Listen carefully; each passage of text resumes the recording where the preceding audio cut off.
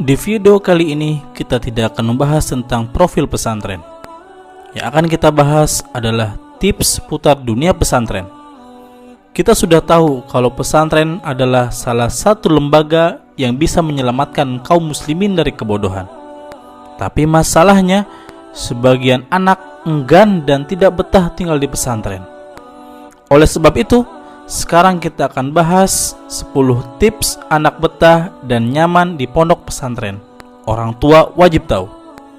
Tapi sebelum melanjutkan video ini, alangkah baiknya diklik subscribe, like, dan komennya. Dan jika dirasa video ini bermanfaat, silakan share sebanyak-banyaknya informasi ini agar terus menjadi amal jariah kita di akhirat.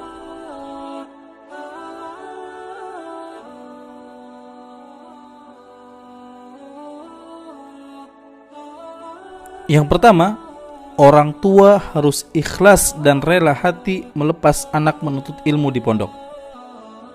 Kadang yang menjadi kendala bukan dari anak yang tidak mau mondok, tapi orang tua yang berat merelakan anak hidup mandiri di pesantren.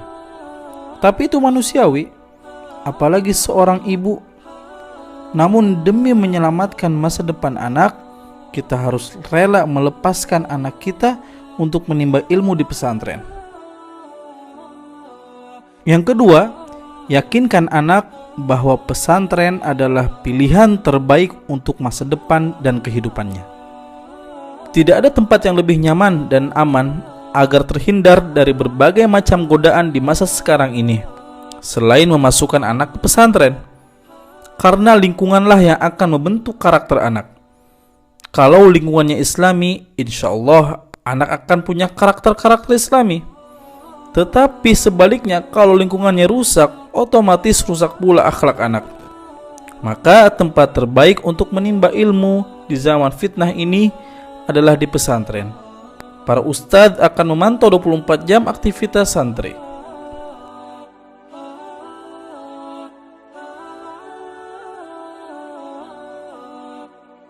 Yang ketiga, terus berikan anak motivasi dan dorongan selama berada di pondok pesantren. Kita kabarkan kepada anak, kalau jalan menuntut ilmu itu jalan pintas menuju surga Allah. Dan kita beritahu kalau pesantren itu banyak sekali faidahnya. Di antaranya, mengajarkan kedisiplinan dan membentuk akhlak serta karakter yang baik dan islami. Dan menuntut ilmu adalah ibadah yang paling agung. Yang keempat, ajarkan anak untuk ikhlas menjalani kehidupan di pondok pesantren. Tujuan pesantren untuk menjadi anak yang soleh dan solehah, gemar beribadah, menambah khazanah keilmuan Islam, serta memperbanyak teman dan pengalaman yang mungkin tidak didapatkan kecuali di pondok pesantren. Yang kelima, ingatkan tujuan anak masuk pondok pesantren. Menuntut ilmu amalan yang paling mulia. Manusia tanpa ilmu ibarat binatang. Hidupnya hanya untuk memenuhi syahwatnya saja. Dengan ilmu Allah angkat derajat seseorang. Dengan ilmu pula Allah mudahkan jalan menuju ke surga. Yang keenam, biarkan anak hidup mandiri. Biarkan anak beradaptasi sendiri dengan lingkungan barunya di pondok. Biar menghadapi masalahnya sendiri di pondok. Karena kalau sering ditengok, anak akan ingat lagi dengan rumah dan suasananya yang membuat dia tidak betah. Di awal, biarkan dulu 1 bulan anak hidup mandiri di pondok. Insya Allah, para ustadz selalu memantau kegiatan sang anak.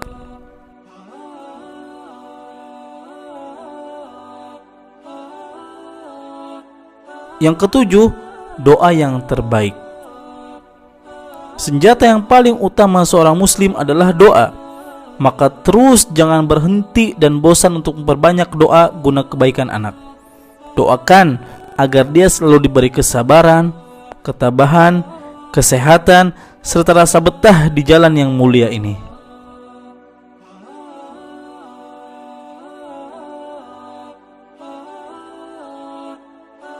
Yang kedelapan, jangan sering ditelepon. Usahakan jangan terlalu sering berkomunikasi dengan anak ketika di pondok. Kalau memang harus berkomunikasi, bisa tanyakan langsung kepada ustadznya, biar anak tidak selalu dihinggapi rasa rindu kepada orang tua, karena kita sedang mendidik anak hidup mandiri.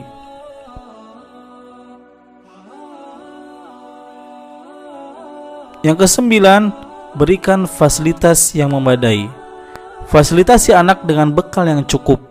Di antara penunjang anak betah di pesantren yaitu tentang perbekalan, berupa uang jajan, SPP, dan kebutuhannya selama di pesantren.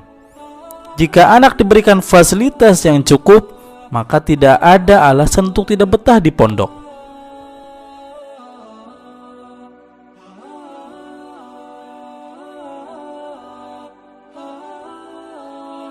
Yang ke-10, carikan teman seperjuangan. Carikan teman yang seperjuangan, mungkin bisa teman ketika satu sekolah sebelum mondok, atau saudaranya yang duluan mondok. Gunanya supaya menjadi penyemangat dan pengingat ketika sang anak tidak betah. Dia bisa menumpahkan isi hatinya kepada temannya tersebut dan mencari solusinya bersama-sama. Tapi kalau anak sendiri saja, tanpa adanya sahabat, maka akan membuatnya lebih rapuh dan tidak betah.